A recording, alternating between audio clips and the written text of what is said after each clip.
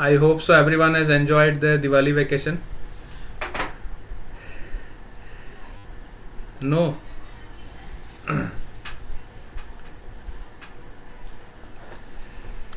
टिशा, पूजा, केशवी, और चाहिए? No sir, और चाहिए। ये दिल मांगे मोर, ठीक है। अगर हमें 10 छुट्टी मिलती है तो हमें 20 चाहिए। हाँ सर। अगर हमें 20 छुट्टी मिलती है तो हमें 1 महीना चाहिए, क्योंकि ये दिल मांगे मोर, ठीक है। तो इस मोर का कोई एंड तो है नहीं ना। इस मोर का कोई एंड नहीं है, तो इसलिए हमने सोचा क्यों ना 5 ही छुट्टियों में आपका मोर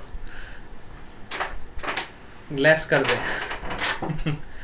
ठीक है, मोर को लेस कर दिया। अब ये दिल नहीं मांगे मोर। चलो अटेंडेंस लेते हैं आप लोगों की, कौन कौन आया देखे।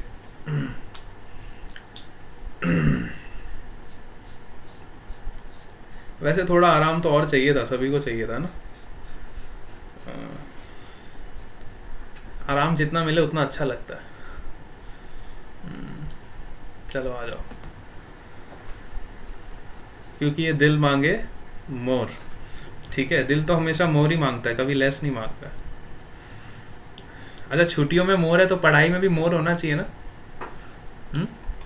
छुट्टियों में मोर है तो पढ़ाई में मोर नहीं है? No sir.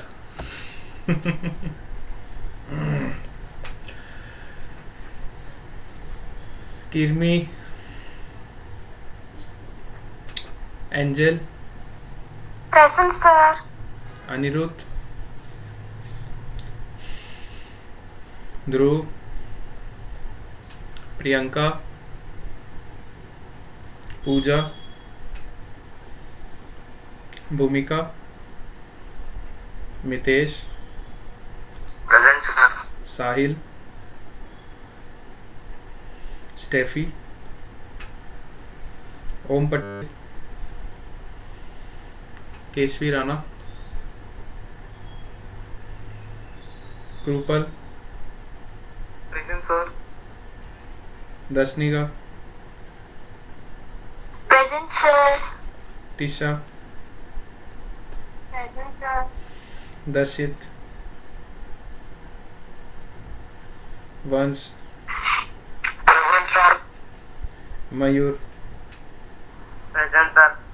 Khushboo, Nirali, Lisa, Tanushree, Deep, Tanvi, present sir. Shivani, present sir. Kainil, Sanjo, Aditi, Ajeel, Abban. Present sir. चलो, बहुत कम बच्चे हैं आज दिवाली वेकेशन पे लगता है। एसवीबी वाले, Aditya, present sir. Varshil, Khushi Patel, present sir. Yash, Neel Patel, present sir. Bhavna, present sir. Dhruv, Braj, Chandan, Vrut, Abhishek, Kush Patel, present sir. Priyanshi, present sir. Dharmik, लक्ष्य,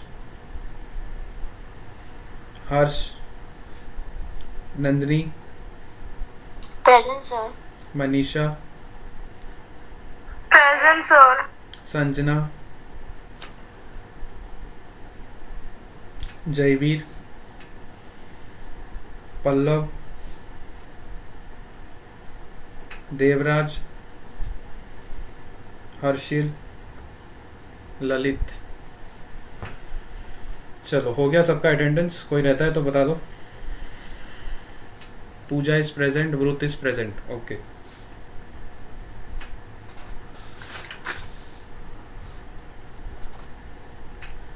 anybody else? Pallav is present.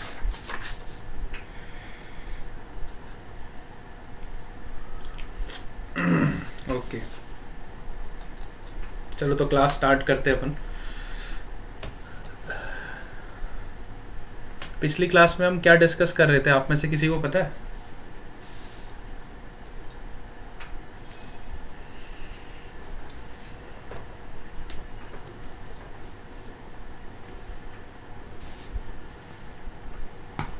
Yes,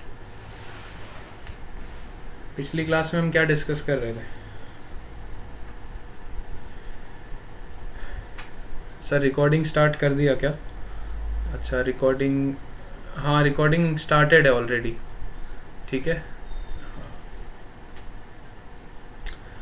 last class में हम क्या डिस्कस कर रहे थे? सबको वाइट बोर्ड विजिबल है?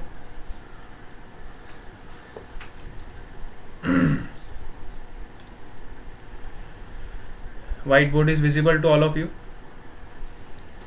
No sir,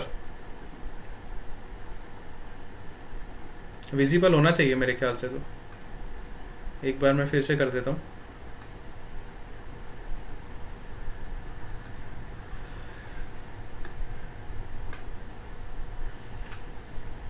now it's visible.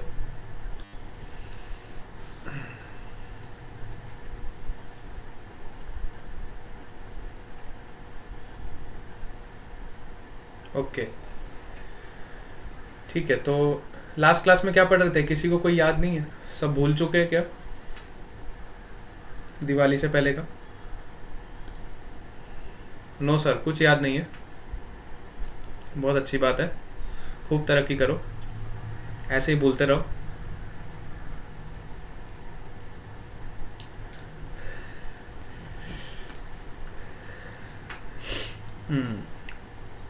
Revision कर रहे थे, लेकिन क्या कर रहे थे वो नहीं पता, बस हम रिवीजन कर रहे थे, ऐसा ऐसा कुछ पढ़ रहे थे।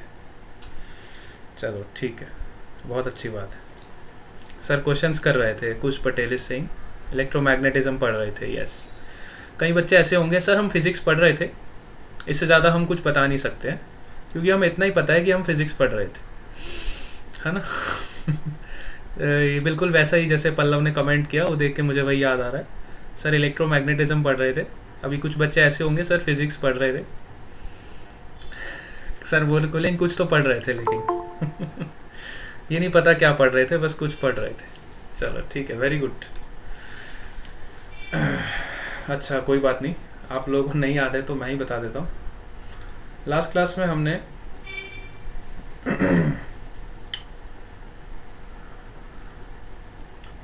इलेक्ट्रिक फील्ड और मैग्नेटिक फील्ड के प्रेजेंट में चार्ज का किस तरह का बिहेवियर होता है वो स्टडी किया था, जिसमें सबसे पहले हमने लॉरेंट्ज़ फोर्स के बारे में पढ़ा था, और लॉरेंट्ज़ फोर्स की हेल्प से ही फिर हमने मूविंग चार्ज के डिफरेंट डिफरेंट पाथ को स्टडी किया था, है ना? कब वो हेलिकल होता है ना? कब आपका पाथ हेलिकल होता है, कब आपका पाथ सर्कुलर होता है ना? कब आपका पाथ स्ट्रेट लाइन होता है ना?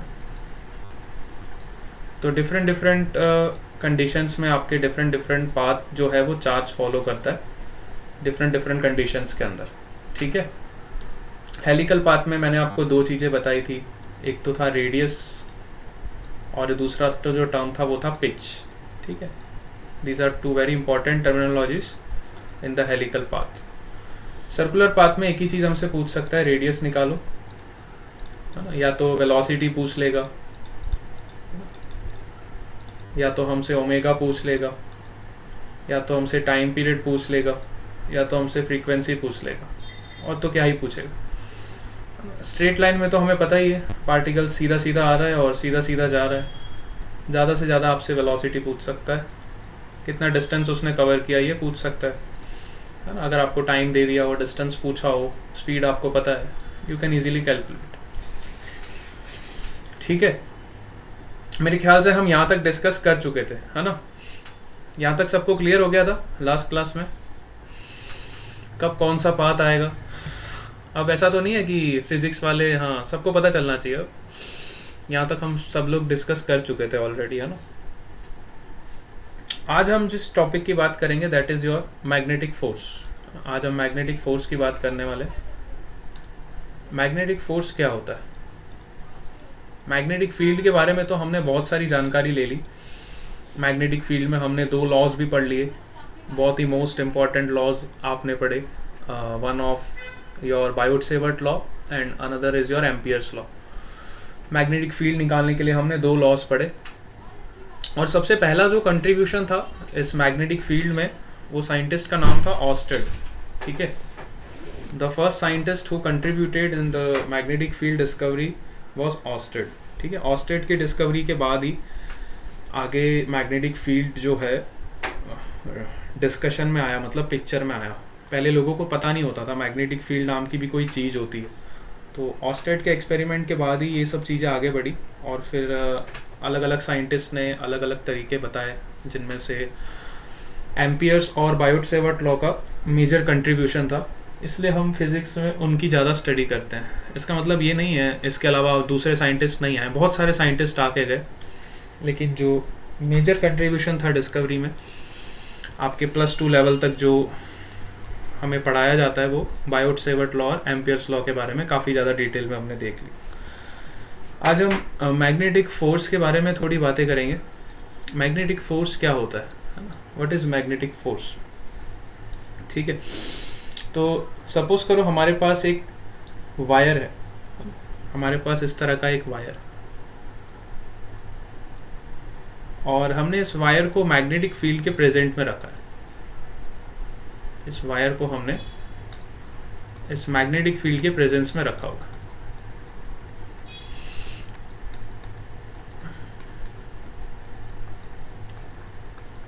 ठीक है, इस तरह से हमने इस वायर को रखा। अब इस वायर का लेंथ सपोज करो आपको दिया हुआ है L के बराबर। इस वायर का जो लेंथ है, let's say the length of this wire is L length का आपको एक वायर दिया, ठीक है, और इस वायर का क्रॉस सेक्शन एरिया आपको S दिया हुआ है। क्रॉस सेक्शन एरिया आप सबको मेरे ख्याल से पता रहता है। क्रॉस सेक्शन एरिया क्या होता है वो आप सबको पता होना चाहिए। बेसिक ज्योमेट्री की चीज़ें हम सबको पता रहनी चाहिए। कई बार क्या होता है ना, हम छोटी छोटी चीज़ों के कारण बड़ी बड़ी चीज़ें अंडरस्टैंड नहीं कर पाते। अब कई बच्चे ऐसे भी होते हैं, उस टाइम पे जब मैं पढ़ता था तो मेरे साथ ऐसा होता कि जैसे कि सपोज करो अगर मुझे क्रॉस सेक्शन एरिया का मतलब नहीं समझ आया तो फिर मैं आगे पढ़ता ही नहीं था उस चीज़ को, आगे मुझे सब कंफ्यूजिंग दिखाई देता। तो कई बार कहने का मतलब ये है, छोटी छोटी चीज़ें अगर हमें नहीं समझ आती तो हम बड़े बड़े टॉपिक को स्किप कर देते हैं। बहुत सारे स्टूडेंट्स के साथ ऐसा होता है। तो जहाँ पे आप स्किप करते हो वहीं पे आपको ध्यान रखना है कि एक छोटी सी चीज़ अगर मुझे नहीं समझ आ रही है उसकी वजह से मैं पूरे टॉपिक को स्किप कर दूँ, इस एटीट्यूड को थोड़ा चेंज करना। बहुत सारे बच्चे कर लेते हैं, बहुत सारे बच्चे नहीं कर पाते। ठीक है, तो मेरे साथ भी ऐसा होता था कई बार। बहुत सारी छोटी छोटी चीज़ें अगर नहीं समझ आती थी तो मुझे लगता था क्या करना है यार, छोड़ो इस टॉपिक को, आगे चलते हैं, है ना। लेकिन ऐसा नहीं करना है, ठीक है। अगर मान लो आपको कोई टॉपिक नहीं समझ आता है तो उसको उस दिन के लिए आप छोड़ सकते हो, लेकिन नेक्स्ट डे फिर उसको वापस एक बार देखो, ट्राई करो। फिर नहीं समझ आता है उस दिन के लिए लीव करो, तीसरे दिन फिर देखो, तीसरे दिन के बाद अगर नहीं समझ आता है फिर आप अपने टीचर्स को पूछो। टीचर्स के बाद भी कई बच्चों के मन में डाउट रह जाता है तो एक बार खुद से और ट्राई करो, फिर नहीं समझ आए फिर टीचर को पूछो, ठीक है। तो अल्टीमेटली उसको आपको समझना है ही। आप चाहे एक बार में समझ जाओ, चाहे आप 8 बार में समझ जाओ, लेकिन उसको समझना तो पड़ेगा ना। एग्ज़ाम से पहले तक तो आपको समझ आना चाहिए ना। ऐसा नहीं है कि उसको स्किप कर दिया तो वो टॉपिक स्वाहा हो गया। जैसे हम हवन करने बैठते हैं, पूजा वूजा कराते दिवाली की, सब स्वाहा करते जाते हैं अंदर, ठीक है। तो इस तरह से अपने टॉपिक्स के साथ मत करना आप लोग, है ना। टॉपिक्स के साथ ऐसा नहीं करना हमको, टॉपिक्स को समझने की कोशिश पूरी करनी, ठीक है। चलो तो यहाँ पे हमारे पास एक वायर है और इसका जो लेंथ है एल के बराबर है और इसका क्रॉस सेक्शन एरिया एस दिया हुआ है, ठीक है। अब इस वायर में करंट ऊपर की तरफ फ्लो कर रहा है। इस वायर में जो करंट है, करंट का डायरेक्शन आपको दिया हुआ है अपवर्ड डायरेक्शन। इस वायर में जो करंट है आपका ऊपर की तरफ फ्लो कर रहा है। तो हम सबको पता है अगर करंट ऊपर की तरफ फ्लो कर रहा है तो जो इसमें इलेक्ट्रॉन्स है, इलेक्ट्रॉन्स जो है वो नीचे की तरफ ड्रिफ्ट करेंगे। इलेक्ट्रॉन्स जो है वो नीचे की तरफ ड्रिफ्ट करेंगे और किस स्पीड से ड्रिफ्ट करेंगे, that is your drift speed, है ना, that is your drift speed. Drift speed से आपके जो इलेक्ट्रॉन्स है वो नीचे की तरफ जाएंगे, ठीक है।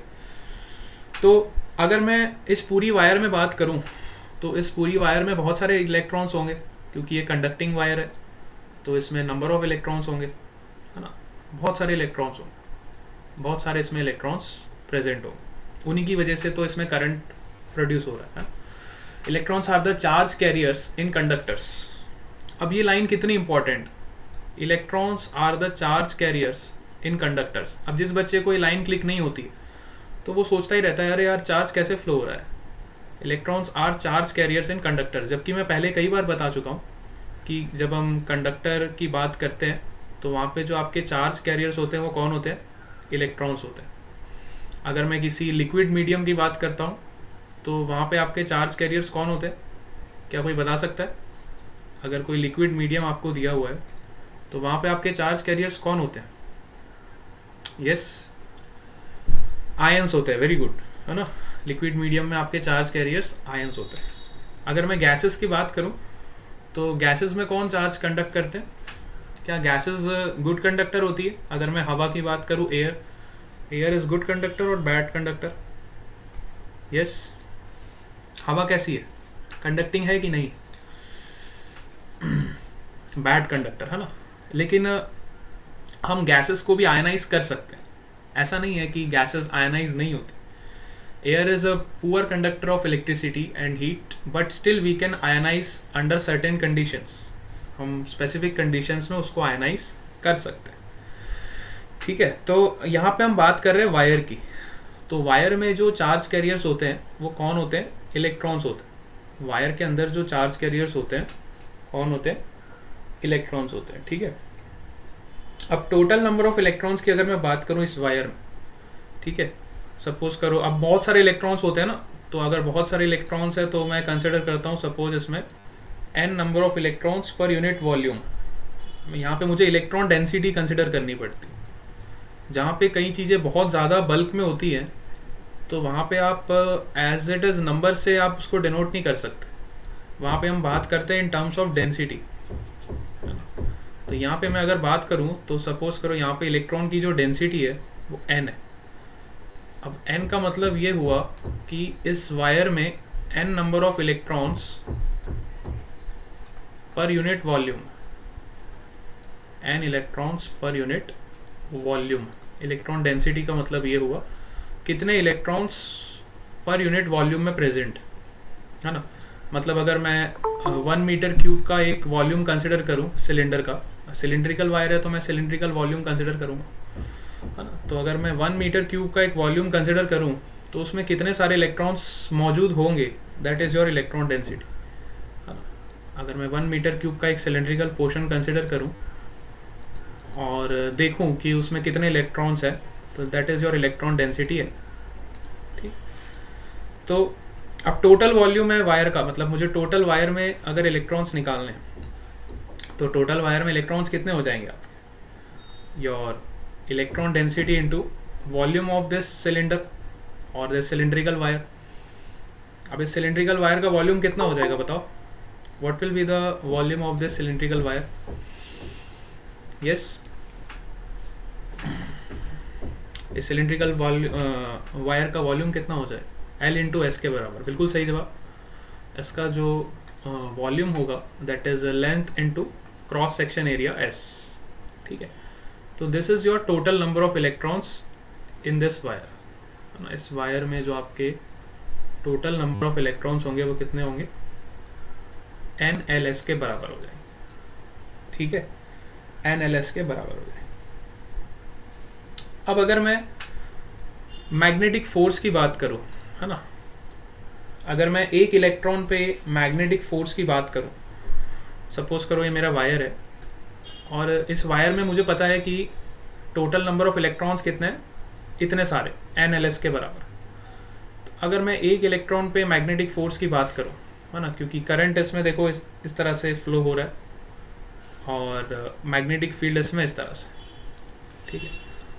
और अगर मैं एक इलेक्ट्रॉन पे मैग्नेटिक फोर्स की बात करूं तो इसका चार्ज, इलेक्ट्रॉन का जो चार्ज होता है किसके बराबर होता है, E के बराबर होता है ना। इलेक्ट्रॉन का जो चार्ज होता है वो E के बराबर होता है। तो इस पे जो मैग्नेटिक फोर्स लगेगा, हम सबको पता है मैग्नेटिक फोर्स क्या होता है, Q into V cross B, ठीक है। अगर मैं एक पर्टिकुलर चार्ज की अगर बात करूं तो उस चार्ज पे जो मैग्नेटिक फोर्स लगता है that is equal to Q into V cross B। तो अब इस इलेक्ट्रॉन का चार्ज हम सबको पता है E के बराबर होता है कि नहीं होता है, बताओ। इलेक्ट्रॉन का चार्ज किसके बराबर होता है, E के बराबर। और V क्रॉस B अगर मैं देखूं तो इलेक्ट्रॉन्स जो है वो ड्रिफ्ट कर रहे हैं नीचे की तरफ और जो मैग्नेटिक फील्ड है वो अंदर की तरफ। दोनों के बीच का एंगल 90 डिग्री, तो VB sine 90 is your EVB, है ना। मैं लिख सकता हूँ E into VD into B। तो ये तो मैग्नेटिक फोर्स हो गया आपका एक इलेक्ट्रॉन पे। This is the magnetic force on one electron. एक इलेक्ट्रॉन पे इतना मैग्नेटिक फोर्स लगेगा, ठीक है। एक इलेक्ट्रॉन पे कितना मैग्नेटिक फोर्स लगेगा, E into VD into B के बराबर, ठीक है।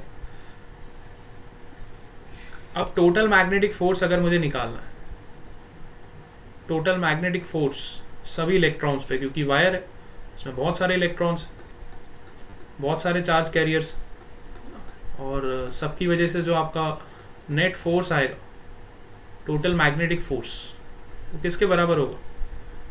Yes, what is the value of your total magnetic force.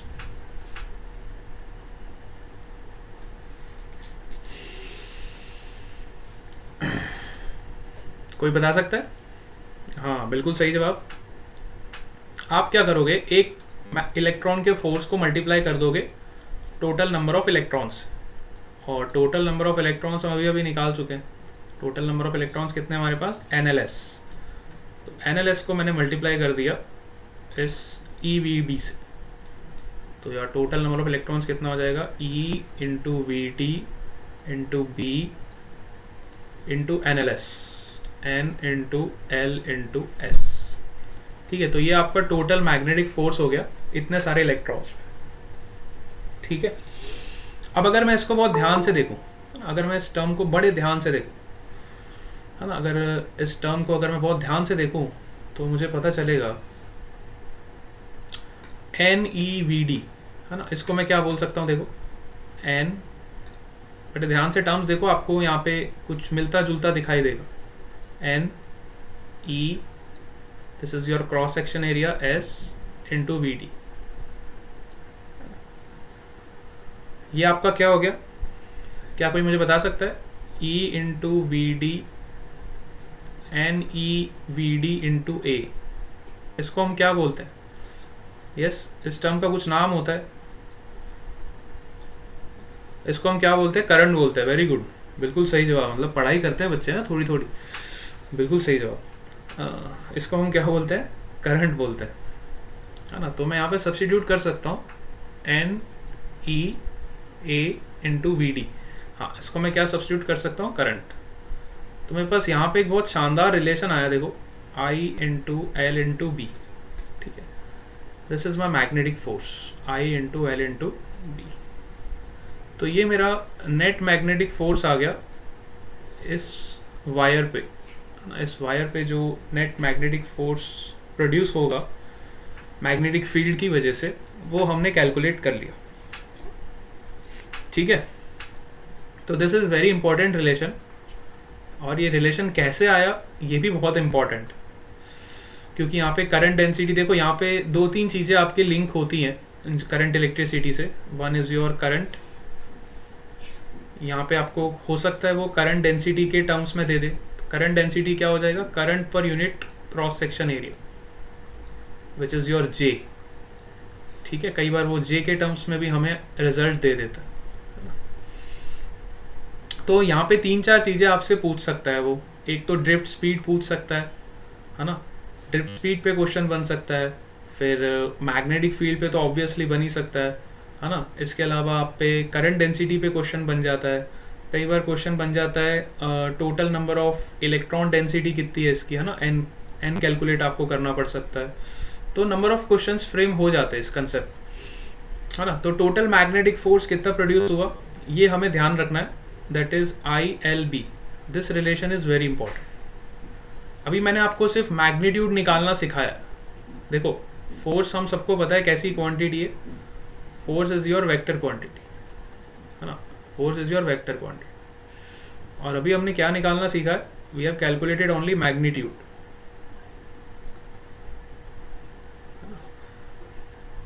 अभी हमने डायरेक्शन निकालना नहीं सीखा, अभी मैं आपको डायरेक्शन निकालना ही बता दूंगा। लेकिन उससे पहले मेरा आपसे एक सवाल है। सपोज करो अभी मैंने वायर को ऐसे रखा हुआ था, है ना, अभी तक मेरा जो वायर का ओरिएंटेशन था ऐसा था। अभी जो मैंने केस डिस्कस किया, यहाँ पे मैंने वायर ऐसे रखा हुआ था और उसमें मेरा करंट इस तरह से जा रहा था और मैग्नेटिक फील्ड ऐसे प्रेजेंट थी सब जगह पे। ठीक है, अभी हमने ये वाला केस डिस्कस किया। सपोज करो मैंने क्या किया, इस वायर को थोड़ा सा टिल्ट कर दिया। सेम वायर को मैंने क्या किया, किसी एंगल पे रख दिया। मैंने क्या किया, इस वायर को किसी एंगल पे रख दिया,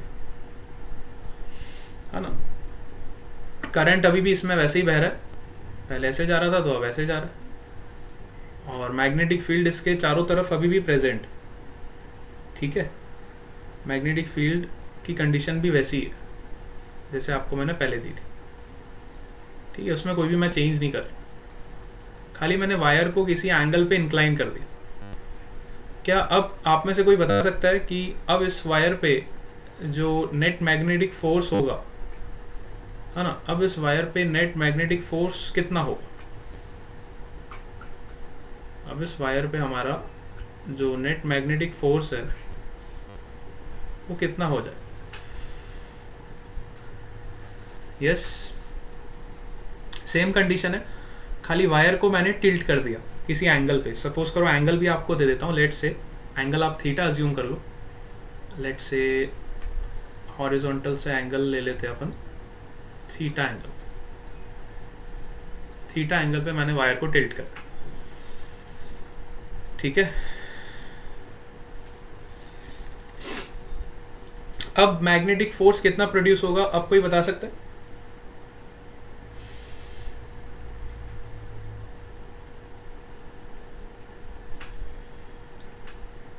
yes, ILB sine theta. Very good, ILB sine theta बिल्कुल सही जवाब है। I into L cross B. हाँ, जो लोग जो एल क्रॉस बी बोल रहे हैं वो भी सही बोल रहे हैं, जो ILB साइन थीटा बोल रहे हैं वो भी सही बोल रहे हैं, बिल्कुल दोनों का सही जवाब है। अब यहाँ पे हमने किया क्या, अगर असली में मैं देखूँ तो मैंने किया क्या, मैंने इस वायर को दो कंपोनेंट्स में ब्रेक कर दिया। ठीक है, एक कंपोनेंट आपका वायर का हॉरिजॉन्टल एक्सिस के अलोंग आ जाएगा, this is your L cos theta, और दूसरा कंपोनेंट आपका वायर का वर्टिकल एक्सिस के अलोंग आ जाएगा। टीजीवी में जाके पार्टी कर रहे थे ये लोग। कौन पार्टी कर रहा है बेटा? ये कौन पार्टी कर रहा है? सूरत की शॉपिंग में। अच्छा नंदी बेटा, बेटा माइक ऑफ कर दो, बाद में पार्टी कर लेना। टीजीवी में पार्टी कर रहे हैं, ओके वेरी गुड, बहुत अच्छी बात है। चलो देखो इधर, तो यहाँ पे हमने क्या किया, इस लेंथ के दो कंपोनेंट किए, है ना। One is your L cos theta, another is your L sin theta.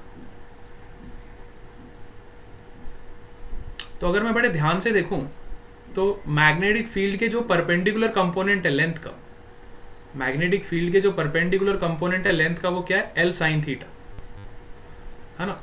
तो यहाँ पे एक चीज का ध्यान आपको रखना है बहुत अच्छे से, जब भी हम मैग्नेटिक फोर्स लिखते हैं ILB, है ना, वहाँ पे जो एल होता है, एल जो होता है वो हमेशा परपेंडिकुलर कंपोनेंट होता है लेंथ का, जो मैग्नेटिक फील्ड के परपेंडिकुलर। ठीक है, बात समझ रहे हो? तो यहाँ पे हम क्या रखेंगे, और वैसे भी वेक्टर फॉर्म में आपको इसका बताने ही वाला था, जिन बच्चों ने ऐसे आंसर दिया है उनका भी सही है। एक्चुअली हम इसको डिफाइन ही ऐसे करते हैं, आई इंटू एल क्रॉस बी, है ना। अगर मुझे वेक्टर फॉर्म इसका लिखना है तो मैं इस तरह से मैग्नेटिक फोर्स को डिफाइन करता हूँ, which is I into L cross B. तो जब आप इसको ओपन करोगे तो you will definitely get I L B sine theta. ठीक है, अब यहाँ पे दो पॉसिबिलिटीज बनती है ना। या तो आप साइन थीटा वाला जो फैक्टर है वो मैग्नेटिक फील्ड के साथ कंसिडर कर लो, या तो साइन थीटा वाला फैक्टर है आप लेंथ के साथ कंसिडर कर लो, आपकी चॉइस। ठीक है, लेकिन ये साइन थीटा वाला फैक्टर तो आएगा ही आएगा, है ना। कई बार आपको मैग्नेटिक फील्ड का जो वेक्टर है वो इस तरह से दिया रहेगा कि मैग्नेटिक फील्ड का एंगल आपको थीटा दिया हुआ है। कई बार आपको लेंथ वेक्टर का एंगल दिया रहेगा, है ना, जैसे लेंथ वेक्टर का एंगल आपको थीटा दिया रहेगा। ठीक है, तो अब वो डिपेंड करता है सिचुएशन टू सिचुएशन, लेकिन दोनों के साथ आप कंसिडर कर सकते हो, है ना। आप लेंथ के साथ भी कंसिडर कर सकते हो ये वाला फैक्टर, और आप मैग्नेटिक फील्ड के साथ भी कंसिडर कर सकते हो। ठीक है, चलो इतनी बात हमें समझ आती है ना सबको, बहुत बढ़िया। अब डायरेक्शन निकालने के देखो दो फंडे हमारे पास होते हैं, है ना। डायरेक्शन निकालने के दो तीन तरीके आपके पास है। पहला तरीका तो बहुत सिंपल है, पहला तरीका तो यही है कि आप फोर्स वेक्टर को जो हम डिफाइन करते हैं आई इंटू एल क्रॉस बी, पहला तरीका तो यही है कि आप अपना क्रॉस प्रोडक्ट जैसे निकालते हो उस तरह से आप डायरेक्शन निकाल सकते हो, है ना। क्रॉस प्रोडक्ट जैसे आप लगाते हो, सबसे इजी और सिंपल तरीका यही है ना। क्रॉस प्रोडक्ट वाला तरीका हर जगह आपका वैलिडेट होगा, चाहे आप Q इंटू वी क्रॉस भी यूज करो, वहां भी आपका राइट हैंड थंब रूल लग जाएगा। चाहे आप बायोट सेवर्ट लॉ यूज कर लो, वहां पे आपका डीएल क्रॉस आर होता था, वहां पे भी आपका क्रॉस प्रोडक्ट वाला रूल लग जाएगा। मतलब ये यूनिवर्सल रूल है आपका, मतलब अगर आपको कोई भी रूल याद नहीं रहता तो आप इस रूल को फॉलो हर जगह पे कर सकते हो। ठीक है, क्रॉस प्रोडक्ट जहां जहां पे आएगा वहां पे आप क्रॉस प्रोडक्ट का यूज करके डायरेक्शन निकाल लो। ठीक है, क्रॉस प्रोडक्ट जहां जहां पे आएगा वहां पे आप क्रॉस प्रोडक्ट का रूल का यूज करके आप डायरेक्शन का वैल्यू कैलकुलेट करो। ठीक है, और कहाँ पे आता है, और भी बहुत सारी क्वांटिटीज है। आप टॉर्क पढ़ते हो, torque is R cross F, यहाँ पे भी देखो क्रॉस प्रोडक्ट आया, यहाँ पे भी आप डायरेक्शन निकाल सकते हो। ठीक है, तो कहने का मतलब ये है जहाँ पे दो वेक्टर्स का क्रॉस प्रोडक्ट आ जाता है वहाँ पे आप right hand thumb rule use कर सकते हो, और ये यूनिवर्सल रूल है, सब जगह वैलिड रहेगा। पहला रूल तो ये हो गया, है ना, ये यूनिवर्सल रूल है, और मैं यही वाला रूल सबके लिए प्रेफर करता हूँ, क्योंकि बार बार रूल चेंज करना इट इज़ वेरी डिफिकल्ट और कंफ्यूजिंग, है ना, बच्चों के लिए काफ़ी कंफ्यूजिंग रहता है ना। तो एक ही रूल बना लो और उसी को हर जगह पे फॉलो करो। ठीक है, लेकिन मैं दूसरा तीसरा रूल भी बता दूंगा, क्योंकि नाइंसाफ़ी नहीं करूंगा, नहीं तो बच्चे बोलेंगे सर बताते ही नहीं हो। दूसरा रूल आपको फोर्स निकालने के लिए आप यूज़ करते हो फ्लेमिंग्स का लेफ्ट हैंड रूल। ठीक है, वो भी आप यूज़ कर सकते हो फोर्स निकालने के लिए, फ्लेमिंग्स का लेफ्ट हैंड रूल आप यूज़ कर सकते हो यहाँ पे। ठीक है, फ्लेमिंग्स का लेफ्ट हैंड रूल क्या बोलता है, अगर हमें फोर्स का डायरेक्शन निकालना है, ठीक है, फ्लेमिंग्स का लेफ्ट हैंड रूल क्या बोलता है, देखो आपकी जो इंडेक्स फिंगर है ये डिनोट करेगी आपकी मैग्नेटिक फील्ड को। ठीक है, आपकी जो मिडिल फिंगर है, मिडिल फिंगर आपकी डिनोट करेगी किसको, करंट को। ठीक है, और आपका जो थंब है, ठीक है, थंब किसको डिनोट करेगा, आपके मैग्नेटिक फोर्स। ठीक है, तो ये वाला रूल भी आप यूज़ कर सकते हो फोर्स का डायरेक्शन निकालने के लिए। मैग्नेटिक फोर्स का डायरेक्शन निकालना है तो आप लेफ्ट हैंड रूल भी अप्लाई कर सकते हो, है ना। जैसे कि आपको इस तरह की कोई वायर दी है, सपोज करो, है ना, इनफाइनेटली लॉन्ग आपको एक वायर दे दी, ठीक है, और इसमें करंट इस तरह से फ्लो कर रहा है, इसमें करंट जो है आपका इस तरह से फ्लो कर रहा है, और मैग्नेटिक फील्ड जो है आपको इनटू द प्लेन दिया हुआ है, ठीक है, मैग्नेटिक फील्ड जो है आपको इनटू द प्लेन दिया हुआ है। तो आप निकाल सकते हो, मैग्नेटिक फील्ड का डायरेक्शन भी आपको पता है और करंट का डायरेक्शन भी पता है। तो मुझे बताओ कि मैग्नेटिक फोर्स का डायरेक्शन किधर होगा। फ्लेमिंग्स का लेफ्ट हैंड रूल भी लगा सकते हो आप, और आप चाहो तो राइट हैंड थंब रूल भी लगा सकते हो, है ना। आई इंटू एल क्रॉस बी से भी आप डायरेक्शन का वैल्यू निकाल सकते हो, और अगर आप चाहो तो फ्लेमिंग्स का लेफ्ट हैंड रूल भी यूज़ कर सकते हो। दोनों रूल से आपको सेम ही डायरेक्शन मिले, ठीक है। निकाल के देख लो किधर आ रही है, टूवर्ड्स लेफ्ट आ रही है, पल्लव की डाउन आ रही है। अच्छा, डायरेक्शन में बड़े लफड़े करते हो आप तो, किसी की लेफ्ट आ जाती है, किसी की राइट आ जाती है, किसी की डाउन आ जाती है, किसी की अप आ जाती है। देखो सिंपल सा फंडा है, एल क्रॉस बी करना है आपको, है ना। तो लेंथ वाला वेक्टर आपका करंट की डायरेक्शन में ले लो, लेंथ वेक्टर आपका इस डायरेक्शन में ले लो, और मैग्नेटिक फील्ड आपको इनटू द प्लेन दिया ही हुआ है, तो आप पे जो मैग्नेटिक फोर्स आ जाएगा इस तरफ आ जाएगा। एल क्रॉस बी करके देखो ना राइट हैंड रूल से, मैग्नेटिक फोर्स आपका इधर आ जाए, ठीक है। और अगर आप फ्लेमिंग का लेफ्ट हैंड रूल भी लगाते हो तो लेफ्ट हैंड रूल लगा के देखो, मैग्नेटिक फील्ड इंडेक्स फिंगर को अंदर की तरफ ले जाओ, करंट की वैल्यू ऊपर की तरफ ले जाओ, तो आपका थंब इधर आएगा left side. Fleming left hand rule से भी you will get same direction, और एल क्रॉस बी से भी आपको यही डायरेक्शन मिलेगा टूवर्ड्स लेफ्ट। लगा के देखो बेटा एक बार ध्यान से, सब लोग चेक करोगे। अब डायरेक्शन में किसी को दिक्कत नहीं आनी चाहिए अब इस टाइम पे। अभी भी किसी को आ रही है तो एक बार खुद से ट्राई करके देखो, सबका लेफ्ट आ रहा है, यस। सब लोग चेक करो, अपने हिसाब से चेक करो, खुद से चेक करके देखो एक बार, बहुत बढ़िया। इसके अलावा एक तीसरा रूल होता है, वो भी आपको बता देता हूं, that is your palm rule, है ना। इसके अलावा एक तीसरा रूल होता है, इसको हम बोलते हैं पाम रूल। अब पाम रूल क्या है, देखो पाम रूल्स में आपकी जो फिंगर्स होती, सपोज ये आपका थंब है और ये आपकी फिंगर्स, ठीक है। पाम रूल सेज दैट कि आपका जो थंब है, थंब को अगर आप करंट की डायरेक्शन में रखो, है ना, और फिंगर्स को अगर आप मैग्नेटिक फील्ड की डायरेक्शन में रखो, फिंगर्स को किस डायरेक्शन में रखोगे, मैग्नेटिक फील्ड की डायरेक्शन, तो आपका पाम जिस तरफ फेस करेगा, आपका जो पाम है, पाम आपका जिस तरफ फेस करेगा, है ना, वो आपको फोर्स की डायरेक्शन देगा। Palm will give you the direction of force, ठीक है। अब आप इसी सेम सिचुएशन को पाम रूल से लगा के करो, सेम सिचुएशन पे आप पाम रूल लगा के देखो और चेक करो कि आपका डायरेक्शन लेफ्ट साइड आ रहा है।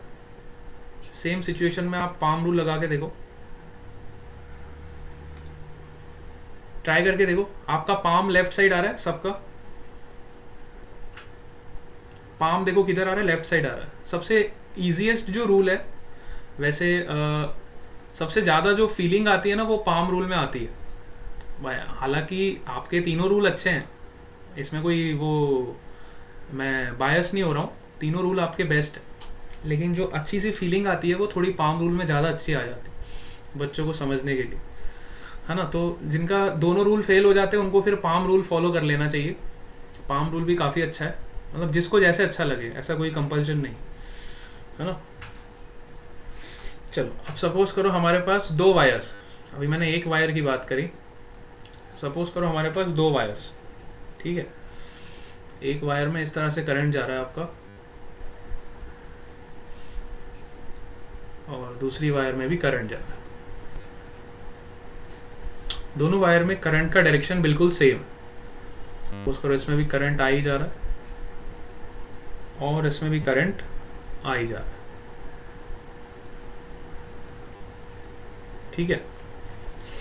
This is also infinitely long wire and this is also infinitely long wire. तो अब हम सबसे पहले फाइंड करेंगे कि पहली वाली वायर पे सेकेंड वाली वायर की वजह से कितना फोर्स लगेगा। पहला क्वेश्चन ये, ठीक है। सेकेंड क्वेश्चन इज दैट दूसरी वाली वायर पे पहली वाली वायर की वजह से कितना फोर्स लगे। And third question is that in दोनों वायर्स की वजह से जो मैग्नेटिक फील्ड होगी वो कितनी प्रोड्यूस होगी। फर्स्ट वायर की वजह से मैग्नेटिक फील्ड कितनी प्रोड्यूस होगी और सेकेंड वाली वायर की वजह से मैग्नेटिक फील्ड कितनी प्रोड्यूस होगी। ठीक है, मैंने आपको दो वायर्स दे दी और फाइनली हमें ये बताना है कि इन दोनों का बिहेवियर कैसा होगा। क्या ये वायर एक दूसरे को अट्रैक्ट करेंगी या ये वायर्स एक दूसरे से रिपेल करेगी। इनका जो नेट बिहेवियर होगा अट्रैक्शन होगा कि रिपल्जन होगा।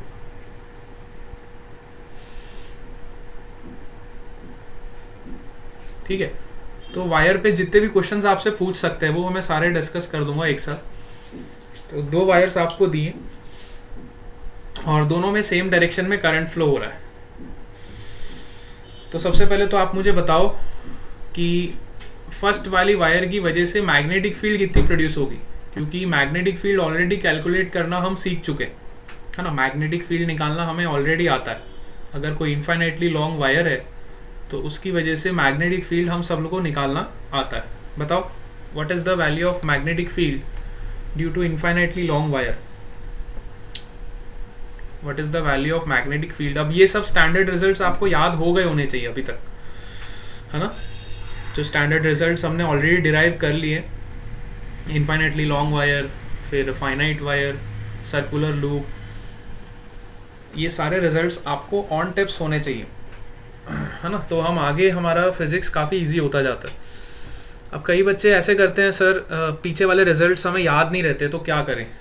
तो उसको एक दो बार लिख के डिराइव कर लो खुद से। एक दो बार आप लिखोगे, खुद से डिराइव करोगे तो आपको ऑटोमेटिकली याद रह जाएंगे। इसमें कोई रॉकेट साइंस नहीं कि आपको मैं हाथ पकड़ के याद करवाऊँ, ठीक है। वो खुद से ही प्रैक्टिस करके आपको अपने आप याद हो जाएंगे, है ना। जब आप क्वेश्चन सॉल्व करोगे different automatically you will get that result. हाँ, आप में से कौन बताएगा।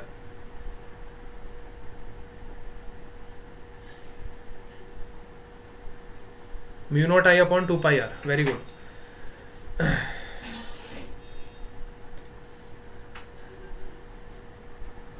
B1 is equal to mu naught I upon 2πr, ठीक है।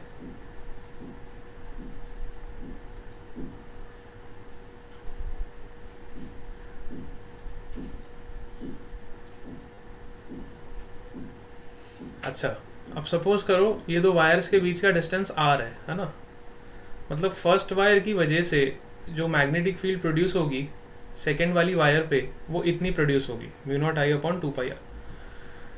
अब सेकेंड वाली वायर की वजह से जो फर्स्ट पे मैग्नेटिक फील्ड प्रोड्यूस होगी वो भी उतनी प्रोड्यूस होगी, क्योंकि दोनों के बीच का सेपरेशन तो सेम है और दोनों में करंट भी सेम है ना। दोनों के बीच का सेपरेशन भी सेम है और दोनों में करंट भी सेम है, ठीक है। Mu naught I upon 2πr, B1 का वैल्यू भी सेम है, B2 का वैल्यू। तो अब आप मुझे बताओ कि फोर्स कितना प्रोड्यूस होगा। What is the value of force on first wire due to second wire and what is the value of force on second wire due to first wire. उसके बाद ही हम डिसाइड कर पाएंगे कि उनका नेचर कैसा है, मतलब अट्रैक्टिव नेचर है कि रिपल्सिव नेचर। दोनों का नेचर तो बाद में डिसाइड होगा। जैसे हमें फोर्स का नेचर पता चलेगा तभी हमें पता लगेगा ना कि वो अट्रैक्ट कर रही है कि रिपल कर रही है ना। जल्दी से बताओ।